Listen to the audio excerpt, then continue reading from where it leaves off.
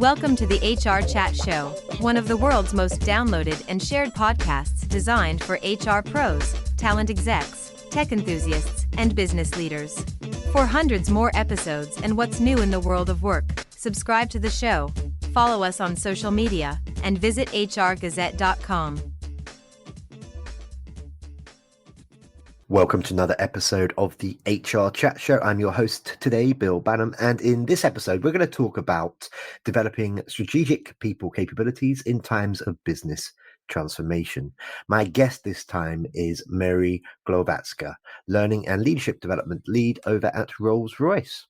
With 15 plus years of strategic practitioner experience and an unusual journey from operations into HR, Mary is also a member of Josh Bersin's senior faculty, a regular speaker at HR industry events, a founding member of Hacking HR Experts Council, mentor for HR tech startups through the Workplace Accelerator program, and winner of the 2020 WinTrade Global Women in Leadership Awards in recognition of progressive thinking in the banking sector. Mary, it's my absolute pleasure to welcome you to the HR Chat Show today. Oh, it's so great to be here, Bill. Thanks so much for having me on your podcast.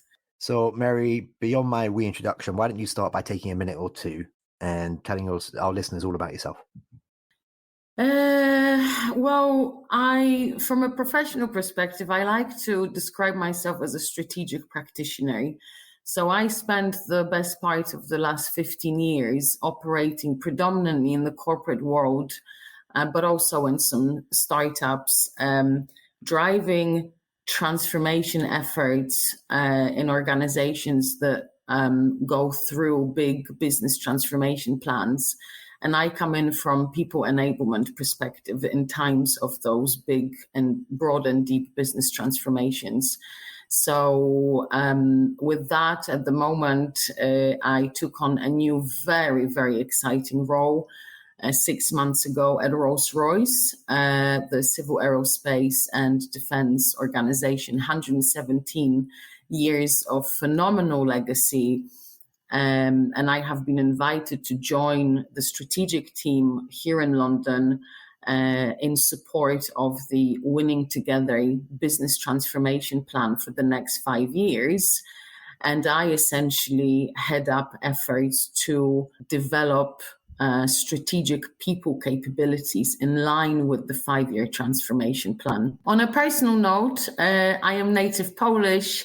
I have lived in the UK for the past 17 years, with the exception of the last 2 years when I lived in Barcelona, which was a fantastic experience as well. And now back in the UK for my new role. Yeah, so that's a little bit about me, Bill. Thanks for tuning in to the HR Chat podcast. If you're enjoying this episode, we'd really appreciate it if you could subscribe and leave a 5-star review on your podcast platform of choice. And now, back to the conversation. Wonderful. I love Barcelona. I've also been to Krakow in Poland, another beautiful city. So you and I met at Unleash in Paris in October. We're recording this episode in the middle of November, so we met about a month ago. A fantastic event. I had a wonderful time. It was extremely impressive. What are your thoughts on the 2023 event, and why do you believe that other senior people leaders should maybe come along and attend next year? Yes, I still remember when we shared a coffee and initial chats and ideation. So it's still a very vivid memory. Look, Unleash really goes from strength to strength every year. Mark and the team have nurtured and fostered a very, very strong and progressive community for the past decade. The event this year, just like the event last year, brought together something about 6,000 HR leaders from all over the world. I always particularly appreciate the combination of the quality of the content, which is very progressive and future focused, with opportunities for both formal and informal conversations with the global community that really comes to Paris for Unleash every single year. It's also a great opportunity to tap into what's going on in the world of HR tech, how that world is evolving and how the vendor landscape is evolving as well, and what are the new developments and so on.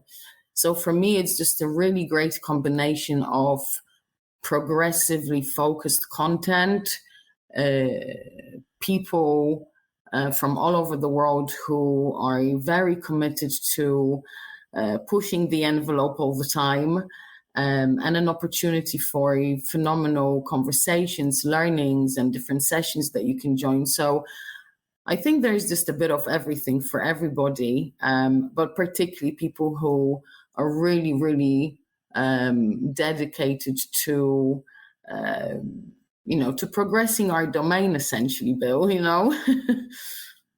I would agree with all of that.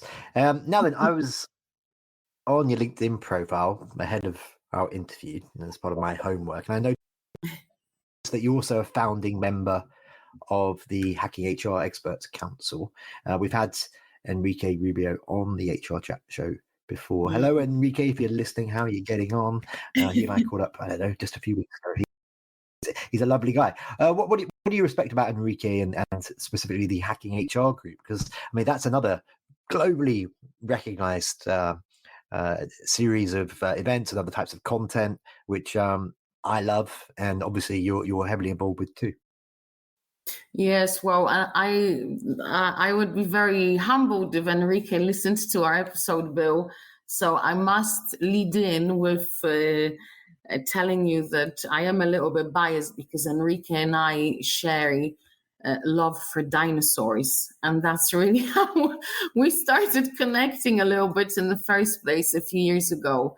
I have so much respect for what Enrique created. I remember in the early days, I mean, the man just never, ever stopped. And I still don't know how he does it, to be honest with you. I think he created something unique, particularly from the authenticity perspective. Everyone who wants to have a voice as part of the hacking HR community can have a voice, can bring their own thought leadership to the fore, and know that the community will not only respect that, but will engage and ideate together and explore those concepts further. And I really, really love the fact that, as I said, the bedrock of hacking HR for me is authenticity. I also love how Enrique built the model of enabling, chapters locally where people can take a lead and evolve those chapters in various different places around the world. So he's really spreading the hacking HR tentacles, through the people that, not only he brought to the community, but who co-create that community. So huge kudos to Enrique as always. And he always does it all with a big smile on his face. And I know that he works 24/7. So again, I don't know how he does it all the time. Yeah, it's a great event series. I've been involved as one of the organizers of Hacking HR Toronto, and it's a really fun format. Let's talk a bit about your role at Rolls-Royce now.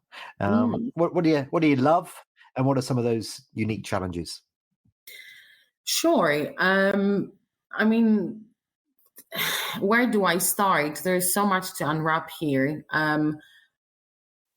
First of all, it's a tremendously exciting time for someone like me to be able to join an organization like Rolls-Royce at a deep and broad transformation, because I do specialize in enabling an ecosystem for people to thrive in times of change and transformation within big global organizations. So for that reason, immediately that's where a great fit has been found, let's put it that way. Huge respect for the company, 117 years of legacy, a company that has gone through everything and anything in that century that you can think of. with, huge socioeconomic impact. People who work at Rolls-Royce are just phenomenal. There's so much brain power and so much talent in that organization. And people love the company. A lot of the people who work at Rolls-Royce are second, third generation families sometimes. So it's a company that's really near and dear to its employees' hearts and minds. A new CEO in place since the 1st of January. I then joined in May in support of his transformation philosophy and plan.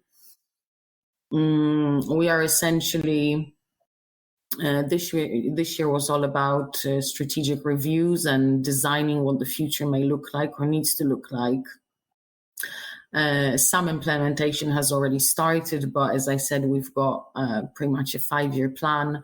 We are not leaving any stone unturned from a people perspective. So I particularly, as I mentioned at the start, I am looking at the strategic capabilities that will essentially enable the strategy, and those core capabilities that I'm looking at are value creation, performance, and leadership.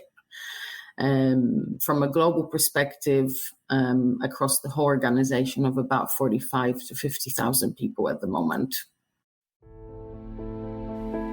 Thanks for tuning in to this episode of the HR Chat Show.